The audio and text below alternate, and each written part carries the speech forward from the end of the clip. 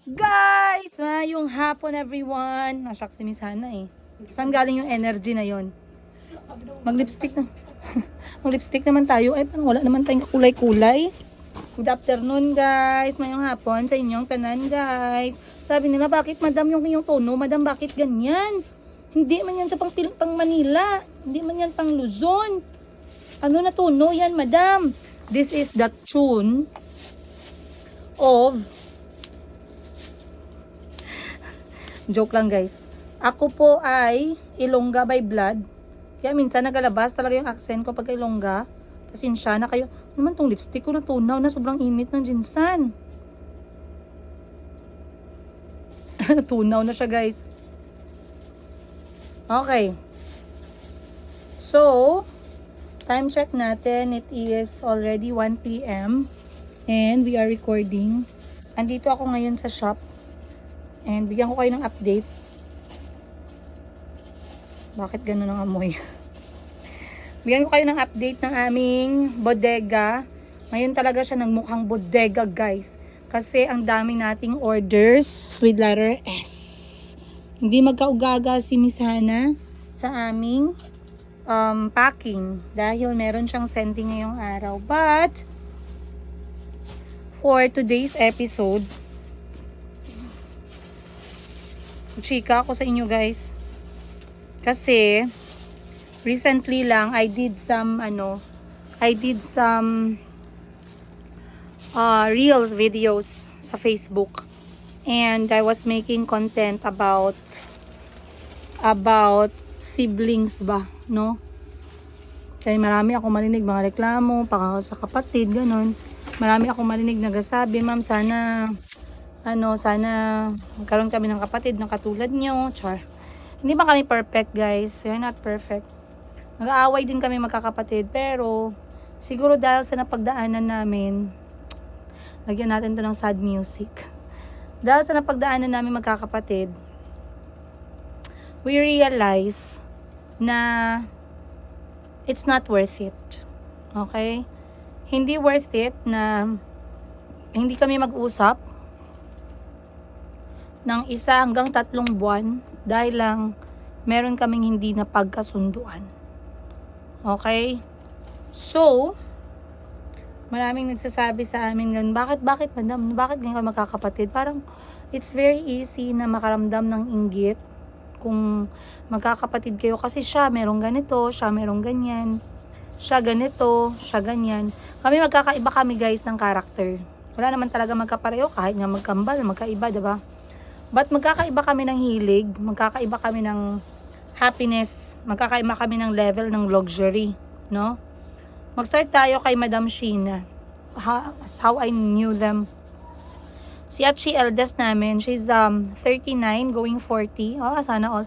Alam niyo sabi nila guys, sex life starts at 40. Ha! Sure ka? Magtawa talaga yung ate ko. No, I mean life begins at 40. Kung anong klaseng life, hindi ko alam. Love life ba yan? Pera ba yan? Sex life ba yan? Baby ba yan? Diba? We don't know.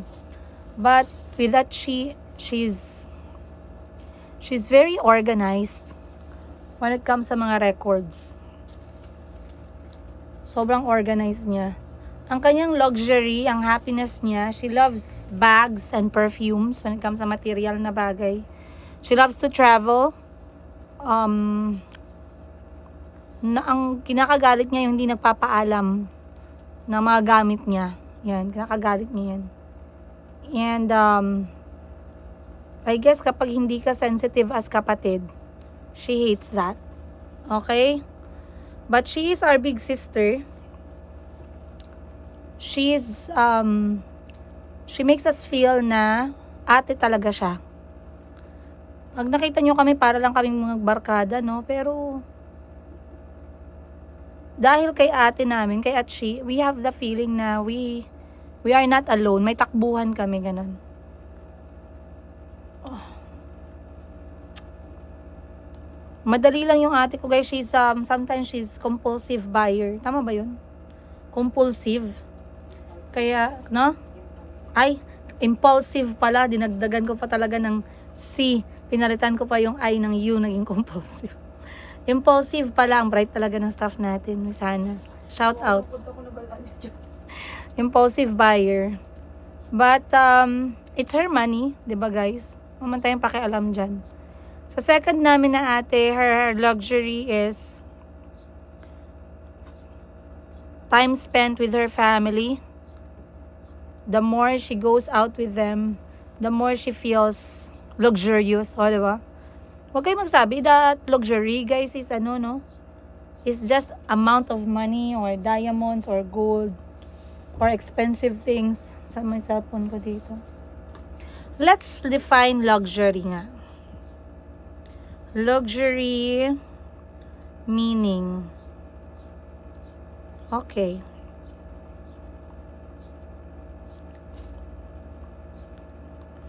Luxury in life is no longer defined solely by material wealth, opulent possessions, or high-end brands. It is increasingly defined as the freedom, time, and peace of mind to live intentionally,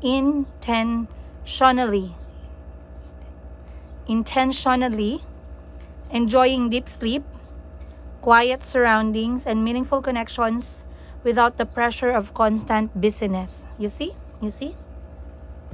That's what I'm telling you. Now, we have the real definition of luxury. Siguro before, we only know luxury when we hear, wow, iPhone, latest. Wow, brand new kotse. Wow, bahay. Wow, branded na mga damit, sapatos, bag. But for me, I've never craved for those things, you guys.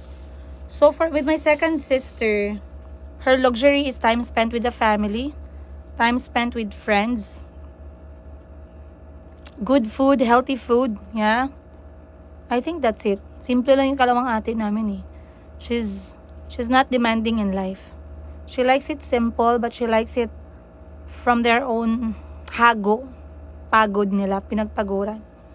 As with me, my luxury ngayon, sa point ng buhay ko na to, my luxury is deep sleep. I find satisfaction in that.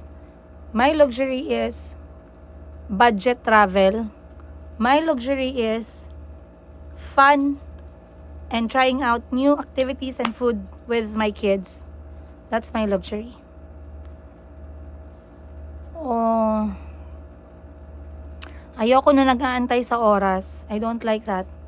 Ayoko yung nag-meet tayo, sabi ka mag-meet tayo alas 8, dumating ka alas 10. I hate that. Cancel. Ano pa ba? Marami akong hindi gusto, guys, eh. Some things still pisses me off. I'm not perfect. So are you. Diba? Mahilig ako magnegosyo pero hindi yung mga big ones. Then we have Madam Ten Gives. Her luxury is moments with the family, sa amin magkakapatid. Traveling. Trying hotel, hopping, food, restaurant. Her luxury is running her businesses. Her luxury is kotse. Ganun siya na klase. But beside those, she really love and enjoys and appreciate time with us. Then we have the fifth one, Boss Jean.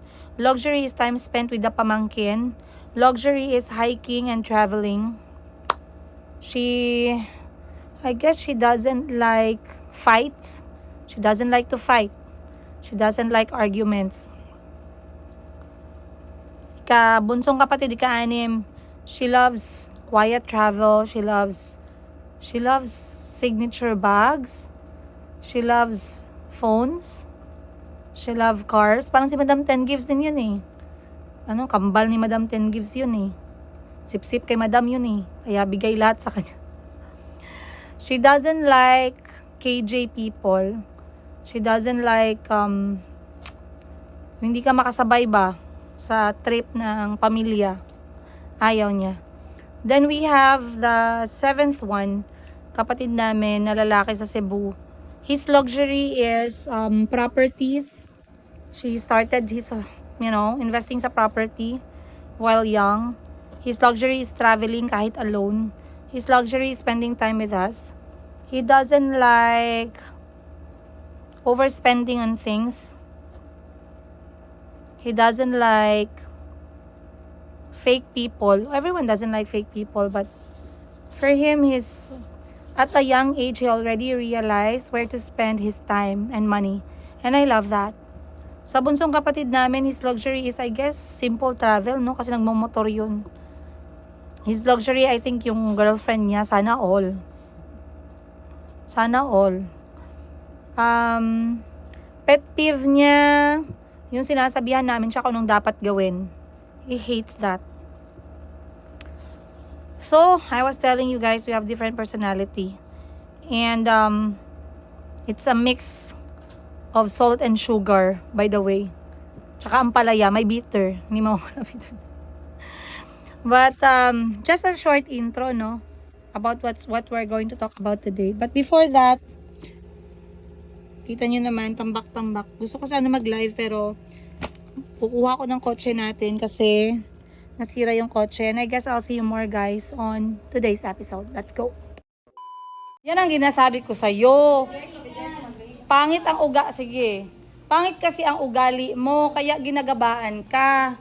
Anong nangyari sa'yo?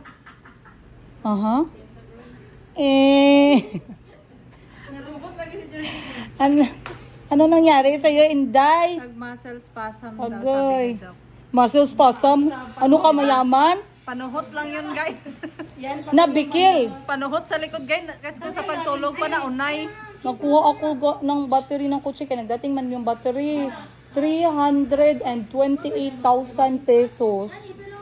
Ang lithium battery ng power hybrid na kotse. Tapos paano yan? Covered sa insurance nga ni. Kaya di ba dyan ako nagpa-maintenance? 328,000. Brand new lithium battery. Para sa hybrid na kotse. Tapos alam mo, gi-check nilang, di ba, yung window, di ba, kasi mga na naputol. Feeling na ko, gitripan yan dyan ba? Doon ko gipark sa under sa baliti. Kay ma'am, di ba niya basta-basta maputol? Ma'am, kay bakal maning original. Gi-check nila. Tapos ang original ato 6,000.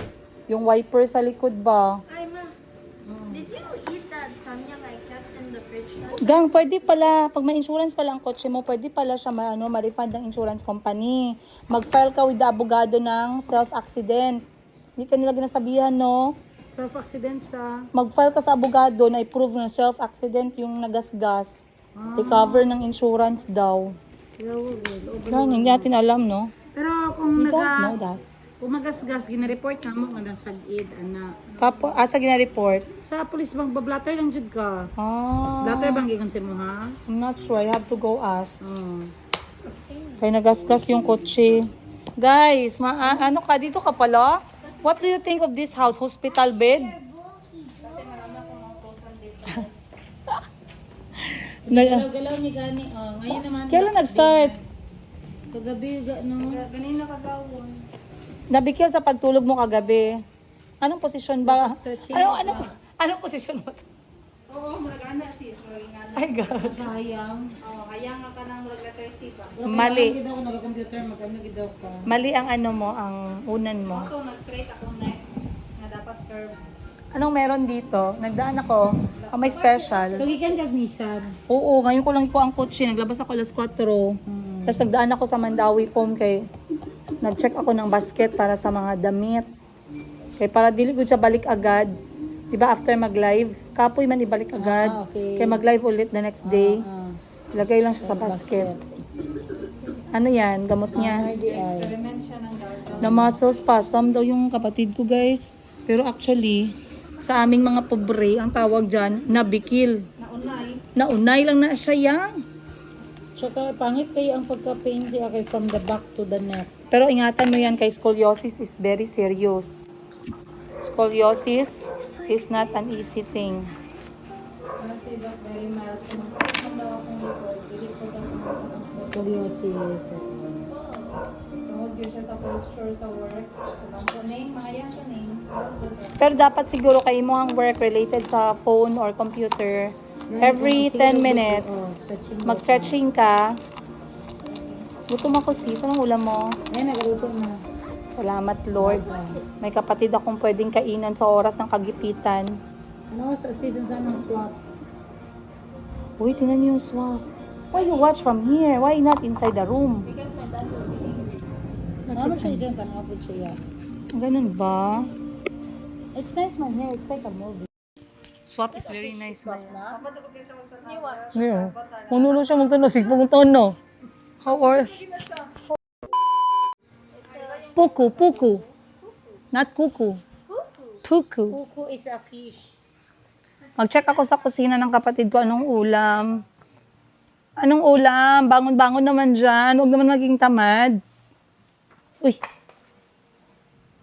Automatic yung ilaw. Gutom ako guys. Magparesback muna ako dito. Anong ulam ng kapatid ko?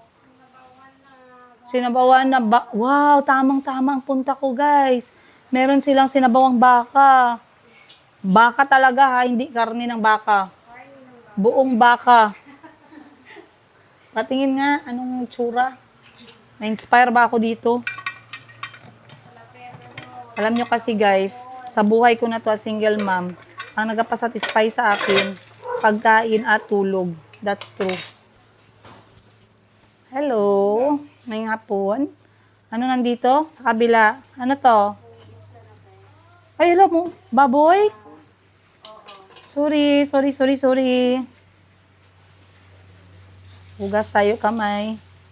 Okay, so may ulam tayo for tonight. Very good. Bakit ganito ang itlog ng kapatid ko? Isa na lang. Dapat pala nag-donate ako ng itlog. Sabi ng itlog ko, di kita malilimutan sa oras ng kagipitan. Isa na lang yung itlog, guys. And this is me sa maruming salamin. So, galing kasi ako, guys, nagkuha ako ng kutsilo. Ang kotse ko na Nissan Kicks, nagka-problema yung kanyang, battery. Tapos, sa loob, kaya mag-vlog muna ako, no? Kaya may gusto akong i-share. Kasi nagka-problema yung battery ko ba sa Nissan Kicks. Tapos, gireklamo ko sa kanila. Ngayon, turned out, mayroon pala talaga siyang faulty. So, kailangan siya palitan. Buti na lang, no? Kaya ang sabi ko, pag magkutsi kayo, idaan nyo yung i-warranty nyo talaga siya under sa kasa ng sasakyan. Huwag nyong ipaayos sa labas kasi ma-void yung insurance. But, nagkataon, pagkita ko ng resibo kanina, guys, 328,000 pesos pala yung value ng lithium battery ng mga hybrid na kotse. Hindi ko alam sa ibang brand, pero yung Nissan Kicks na akin, 328,000 pesos. Na-shock ako, guys. Imagine kung hindi under sa Nissan, paano ko palitan ng 328,000 na battery ng kotse, guys? Imagine. Ay, itapon ko ng sasakyan, bilhin na lang ako ng tricycle. Buti pa i-cash mo tricycle, ho? 60,000, 50,000, okay na? What I'm trying to say is, hindi madali magkaroon ng kotse. Magasto siya. It's a big liability. Hybrid cars, though meron siyang pros, meron din siyang cons, no? And I wanted to talk to you guys ngayong araw tungkol sa kapatid. Kasi naglagay ako, nag-reels ako. I was sharing this experience of mine sa 5-star hotel na sabi ko nga never ko na-experience sa buong buhay ko kundi pa dahil sa kapatid ko. Well, siguro kakayanin ko siya, pero pag ginawa akong magstay sa 5-star hotel, siguro baka mga 2 weeks gutom yung mga anak ko. Without, it goes without saying na kanya-kanya tayo ng priorities, no? And my sister, marami kasi yan siyang mga voucher, guys. So, one of the reason bakit kami nakastay doon. But I made these reels and it actually gained almost 300,000 views in 24 hours where I shared na wag niyong hilahin pababa yung mga kapatid ninyo. Again, uulitin ko, huwag niyong hilahin pababa yung mga kapatid ninyo na umaangat. Kasi there's a big chance na yung kapatid ninyo na umaangat, isasabay niya kayo sa pag-angat niya. Lahat ng matitikman niya sa buhay niya, matitikman ninyo. Lahat ng gagawin niya sa buhay niya,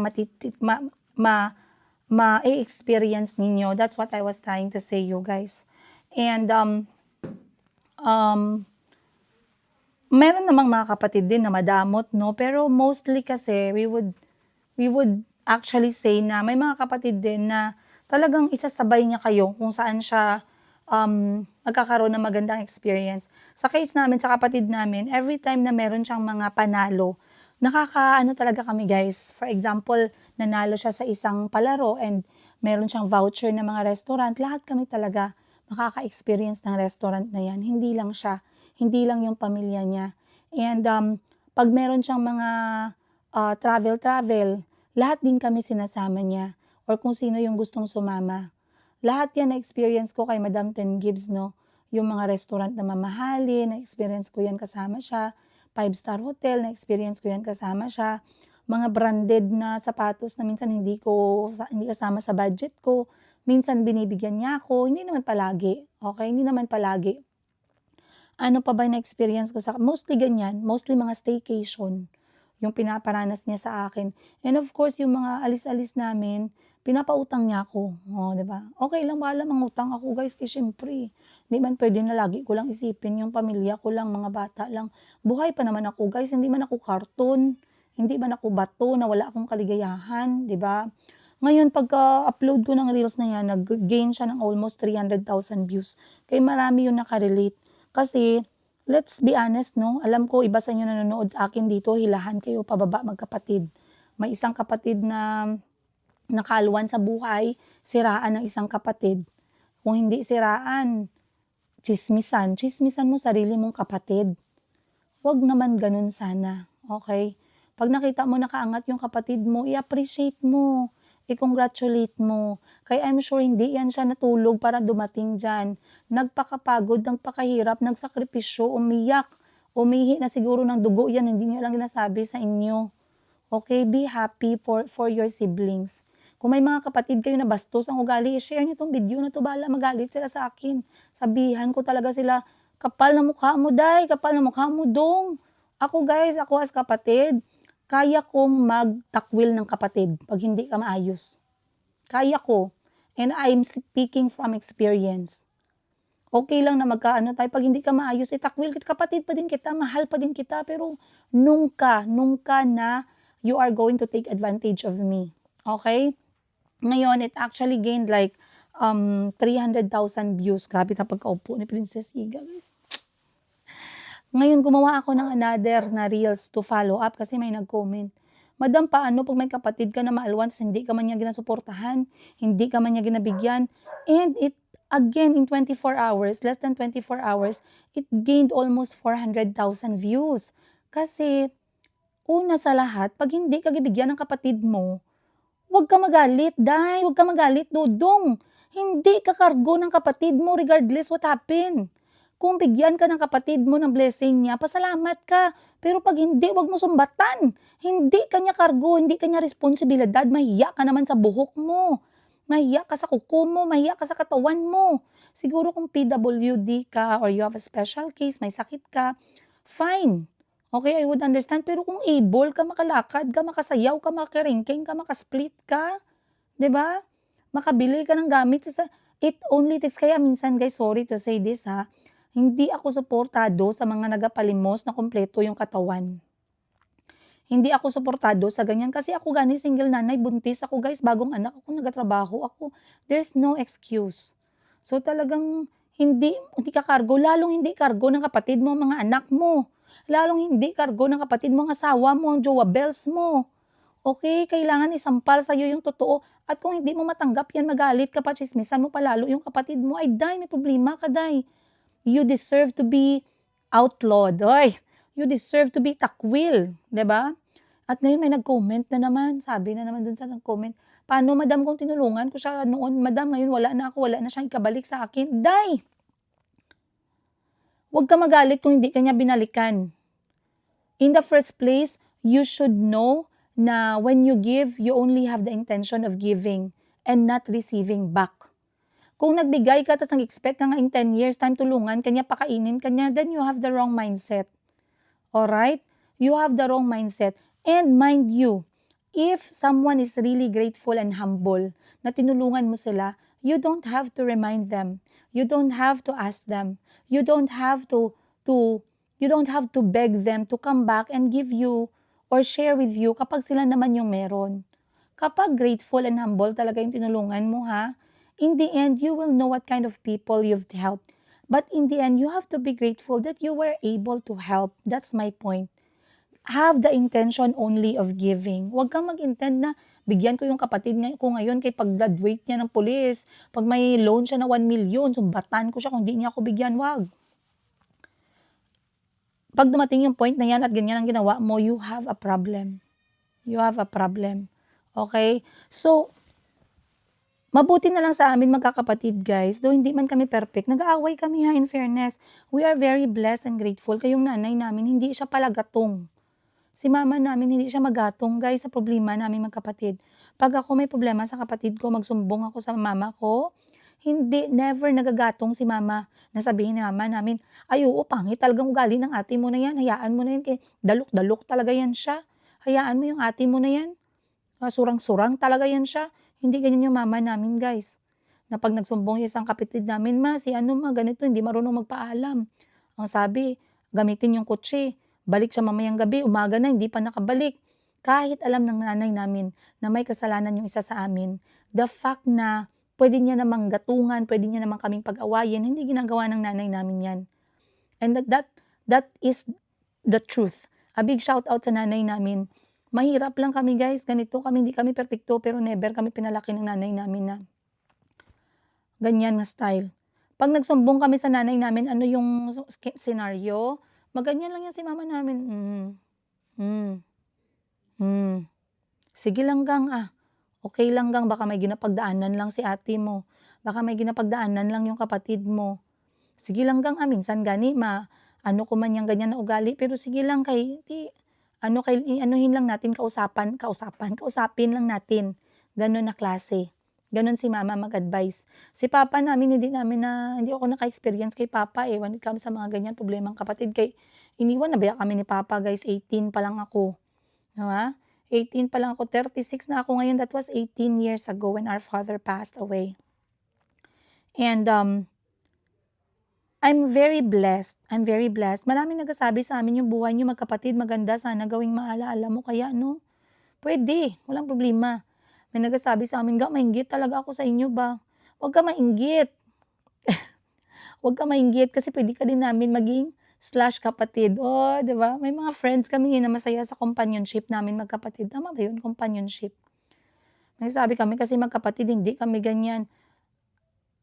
I feel bad and I feel sad kung hindi kayo ganyan because it is such a gift. And the biggest gift na binigay sa amin ng nanay ko na talagang na-appreciate ko is the fact na ginawa niya kaming 8. I am very happy na ginawa kaming 8 ng nanay namin. And I'm very happy na maraming nagsabi, close na siguro yan sila simula bata pa sila. Hindi guys. Nag-close lang kami ng mga kapatid ko nung nagkanya-kanya na kami ng utang. May mga utang na kami. May problem na kami sa marriage, may problem na kami sa mga anak. We actually found out and we actually appreciated more yung fact na may kapatid kami na malapitan, na makinig. Yung hindi nila intention i-chismis kami. Kaya totoo talaga yan guys. May mga kapatid talaga na i-chismis kayo left and right. Sumbungan nyo sila problema, i-chismis pa kayo sa iba. Merong ganun. Okay? Sumbungan nyo sila ng problema, chismis pa kayo, siraan pa kayo, dagdagan pa yung kwento, tawanan pa kayo, maging masaya pa sila sa pagbagsak ninyo. I feel bad. By the way, kung may kapatid kayo na ganyan. But you know what? If you are the kind of sibling na ginatolerate niyo mga kapatid ninyo and you cannot stop, it's okay. Kaya may nagsabi sa akin, Princess, anong ma-advise mo sa kanya, sa ganito, ganyan, kaya ginatolerate niya yung mga kapatid niya, ginabastos na siya ng kapatid niya, ginatake advantage na siya ng kapatid niya, hindi niya pa din magawa itakwil. It's okay. Bakit ka mag-ugtas? Wag. Bakit ka malungkot? Bakit ka ma-stress? Wag kang magpa-stress. Alam mo kung bakit? People accept what they can tolerate. Again, and I will repeat this. People will accept what they can tolerate. They will stop in their own time. Hayaan mo sila i-tolerate nila yung mga bastos, mga walang modo, mga walang utang na loob nila ng kapatid. Yung mga OFW na nagatulong sa mga kapatid nila, hayaan nyo yan sila, guys. You know what? I promise you, the day will come where they will actually realize it themselves. Na, alam nyo na ma-realize nila, na pagod na sila. And by that time, you don't have to stress. Kaibigan ka man na nag-advise ka sa friend mo, another kapatid ka man nag-advise ka sa friend mo, don't worry, do not stress. You know why they tolerate? You know why they accept? Kasi kaya pa nila. Kaya pa ng utak nila. Kaya pa ng damdamin nila. Kaya pa ng kaluluwa nila. But one day it will come where they will actually stop. They will not stop because you told them to stop. They will not realize it just because you told them, you force them, you squeeze them na i-realize. They will stop because finally they are awake. Finally they woke up. Finally they realized on their own. Okay? That's what I'm trying to say. Kaya hindi ako nagpa-stress. Pag may nagsabi sa akin, i-advisean mo nga siyang hindi siya nakinig sa amin. Ilang beses na namin siya i-advisean. Sabihan pa talaga kita, hayaan mo. Hayaan, ba't ka stress? Kaya niya pa yung stress niya. Bakit ka may stress? I know you are concerned as a friend. Pero kung kaya niya, ba't ka may stress? Why are you going to have that burden? Okay? Let them realize. Alright? That was my message, guys, for Mother's Day special. Kapatid yung tinira ko, guys. Maswerte lang ako sa mga kapatid ko, pero I know, mga kapatid ko na to, swerte lang din sila sa akin, kaya hindi man ako mukhang pera sa kanila, hindi man ako tarantado, hindi man ako kapalang mukha sa kanila. I know where to put myself. I know where to position myself. And I am grateful. And I'm appreciative. And I know how to give back in my own small little way. Okay? And once again, you guys, I know maraming nag-aintay ng upload ko. I'm tired. I'm tired. But I cannot stop. Hindi ko magawang mag-stop. Kasi I like reading your comments. I like hearing your thoughts. Okay? But lately, hindi ko na gina-edit yung mga videos ko. I want them raw. Anyway, guys, I want to eat muna. Kay gutom na ako. But I hope nagustuhan nyo yung message na to. Share this episode to your friends. Share this episode sa mga kapatid niyo na walang hiya, walang modo. Kahit sabihan ko pa sila ng ganito, guys, hindi man yan nila ma-realize. Bakit makapal man ang mukha nila? Okay? And don't worry kung ikaw yung kapatid na ginatolerate mo sila. Hindi, yan kita advisean. Bahala ka sa buhay mo. I-tolerate mo hanggat kaya mo. But one day, you will be able, pag nag-give up ka sa kanila, dahil alam mo nga, wala silang utang na loob, you will realize how light it is to live. You will realize how easy and simple and ano yung gaan ng pakiramdam pagkatapos mo ma-realize ang lahat. I've been there. I've seen those. From family, from friends, from close friends, from other people, I've seen those. Your smile will be raw. You will sleep better at night. You will feel a lot lighter. Para kang nabunutan ng tunok, no? Sa buong katawan mo. And I promise you, while looking at your eyes right now, if hindi man okay yung sitwasyon mo ngayon, I promise you it will get better. Why? Every day of your life, you will realize something. You will be matured. You will realize. You will wake up slowly. And it's okay. You will take your own time. Once again, you guys, Princess Yiga. I'll see you on the next one.